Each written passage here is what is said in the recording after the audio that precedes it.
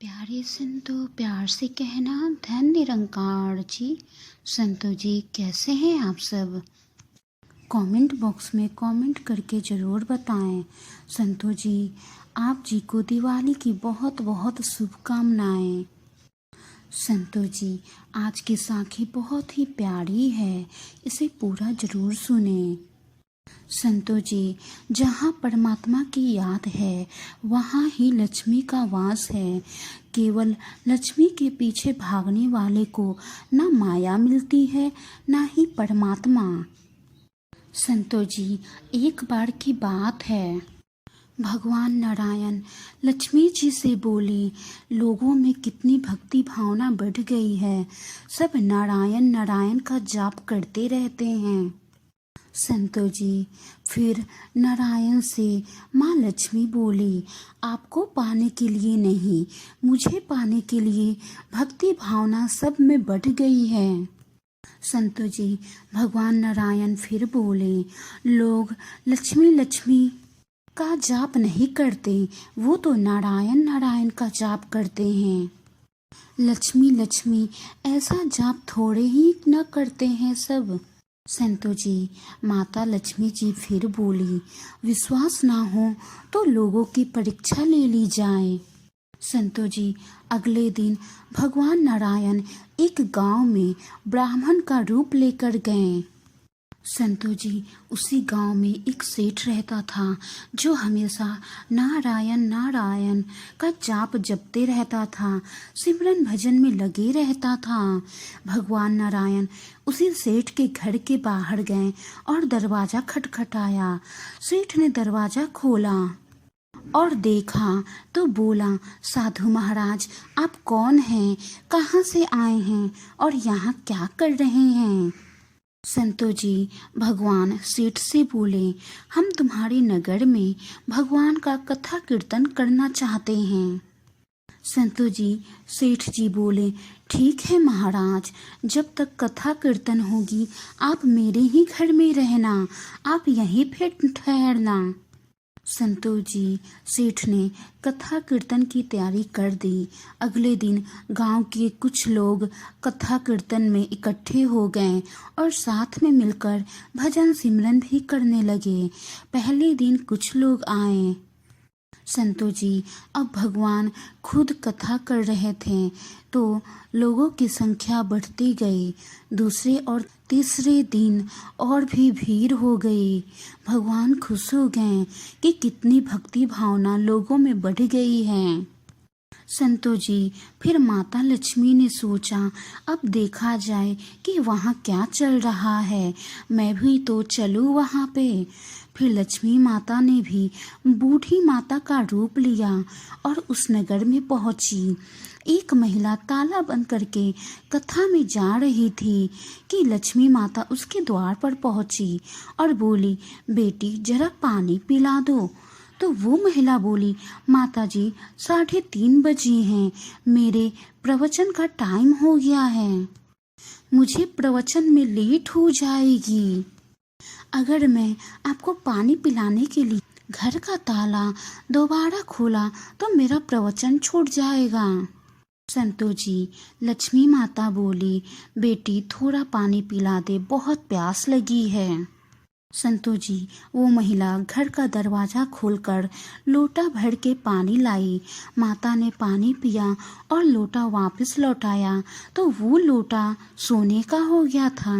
ये देखकर महिला बहुत ही आश्चर्यचकित हो गई कि लोटा दिया था स्टील का और वापस लिया तो सोने का हो गया है, कैसे चमत्कारी माता जी हैं। अब तो वो महिला हाथ जोड़कर कहने लगी कि माता जी आपने तो पानी पी लिया, आपको भूख प्यास भी लगी होगी, बहुत जोरों की भूख भी लगी होगी, खाना खा लीजिए। वो महिला सोचने लगी कि अगर माता जी खाना खाएंगी तो मैं थाली कटोरी चम्मच ग्लास सभी बर्तने माता जी को दूंगी और वो सोने का हो जाएगा। संतो जी माता लक्ष्मी बोली, तुम जाओ बेटी, तुम्हारा प्रवचन का टाइम हो गया है, मुझे भूख नहीं है। वो महिला प्रवचन में आई तो सही लेकिन आसपास की महिलाओं को सारी बात बताई। संतु जी ये बातें सुनकर, सत्संग अभी चल ही रहा था, चलते हुए सत्संग में से वो महिलाएं उठकर चली गईं कि वो बूढ़ी माता जी अगर मिल जाएं तो मैं भी उनको अपने घर पे लाऊंगी और स्टील के बर्तन में खाना पानी दूंगी और वो सोने के हो जाएंगे। संतो जी अगले दिन से कथा में बहुत लोगों की संख्या कम हो गई। तो भगवान ने पूछा कि लोगों की संख्या कैसे कम हो गई। किसी ने कहा, ब्राह्मण देव, एक चमत्कारी माता जी आई है नगर में, जिसके घर दूध पीती हैं तो गिलास सोने का हो जाता है, थाली में रोटी सब्जी खाती हैं तो थाली सोने की हो जाती है। उसके कारण लोग प्रवचन में नहीं आते हैं। लोग उस बूढ़ी माता का इंतजार करते हैं कि अब वो मेरे घर में आ जाए तो मेरे घर में आ जाए। संतो जी भगवान नारायण समझ गए कि लक्ष्मी जी का भी आगमन हो चुका है। इतनी बात सुनते ही देखा कि जो सेठ ने कथा सिमरन भजन की सारी व्यवस्था की थी वो भी उठ खड़े हो गए और धीरे से वहां निकल गए। संतो जी वो सेठ पहुँचे माता लक्ष्मी जी के पास और बोले, माता मैं तो भगवान की कथा का आयोजन कर रहा था और आपने मेरे घर को ही छोड़ दिया। आप मेरे घर में नहीं आई और नगर के बाकी सबों घर में जा रही हैं। संतो जी माता लक्ष्मी बोली, तुम्हारे घर तो मैं सबसे पहले आने वाली थी, लेकिन तुमने अपने घर में जिस कथाकार को ठहराया है वो चला जाए तभी तो मैं आऊंगी। सेठ जी बोले, माता बस इतनी सी बात, अभी उनको धर्मशाला के कमरे में भेज देता हूँ। संतो जी जैसे ही भगवान कथा करके सेठ के घर आए, सेठ बोला, महाराज आप अपना अब बिस्तर बोरिया बांध लीजिए, आपकी व्यवस्था अब मैंने धर्मशाला में कर दी है, अब आप वहीं पे रुकेंगे। संतो जी भगवान बोले, अभी तो 2-3 दिन और बचे हैं, यही रहने दो मुझे, कथा कीर्तन समाप्त हो जाएगी तो मैं यहाँ से जल्दी चला जाऊंगा। संतो जी सेठ फिर बोला, नहीं नहीं जल्दी, मैं कुछ नहीं सुनने वाला, किसी और मेहमान को ठहराना है। संतो जी तभी माता लक्ष्मी सेठ के घर पर आई और सेठ से कहा, सेठ जी आप थोड़ा बाहर जाओ, मैं इनसे कुछ बात कर लूं। सेठ बाहर चला गया। माता लक्ष्मी ने नारायण से बोला, प्रभु अब तो आप मान गए। भगवान नारायण बोले, हाँ लक्ष्मी तुम्हारा प्रभाव तो है, लेकिन एक बात तुमको भी मेरी माननी पड़ेगी कि तुम तब आई जब संत के रूप में मैं यहाँ आया। संत जहाँ भजन सिमरन करेंगे वहाँ लक्ष्मी तुम्हारा निवास जरूर होगा। ये कहकर नारायण भगवान ने वहाँ से बैकुंठ के लिए विदाई ली। अब प्रभु के जाने के बाद अगले दिन सेठ के घर सभी गांव वालों की भीड़ हो गई। सभी चाहते थे कि ये बूढ़ी माता सभी के घरों में बारी बारी आए, पर ये क्या, लक्ष्मी माता ने सेठ और बाकी सभी गांव वालों को कहा, अब मैं भी जा रही हूँ। सभी कहने लगे, माता ऐसा क्यों, क्या हमसे कोई भूल हुई है, अभी तो आप हमारे घर आई ही नहीं हैं।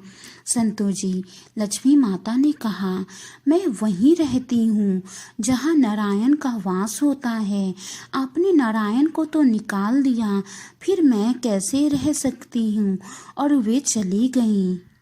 संतो जी जो लोग केवल लक्ष्मी माता को पूजते हैं वे भगवान नारायण से दूर हो जाते हैं। अगर हम नारायण की पूजा करें तो लक्ष्मी तो वैसे ही पीछे पीछे आ जाएंगी, क्योंकि वो उनके बिना रह ही नहीं सकती।